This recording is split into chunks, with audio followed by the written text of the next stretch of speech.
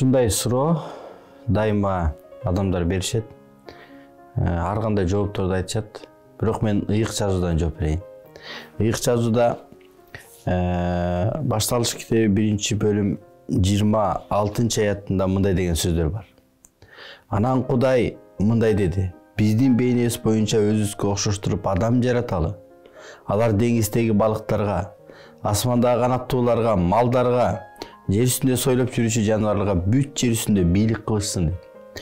Бул жактан Кудай адам ата менен обоюн жаратканда, бир үй бүлөнү жаратканда эң алгач аларды жаратып туруп, андан кийин жаныбарлардын үстүнөн бийлик кылууга жоопкерчилик берген. Демек, биз иретин көрүшүбүз керек. Адам үй бүлөсүн багыш үчүн ал иштейт. Эгер дал иштеш үчүн үй бүлө кура турган болсо, анда бул туура эмес болуп калат. Анткени ыйык жазууда дагы ошол эле башталыш китеби 2-бөлүм 24-аятта ошондуктан адам ата энесин таштап аялы менен биригет. Ошентип экөө бир дене болот деп жазылат.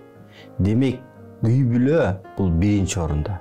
Ал эми жумуш ошол үй бүлөнү камсыз кылганга, үй бүлөнүн андан ары болушуна жардам бере турган каражат болуш керек.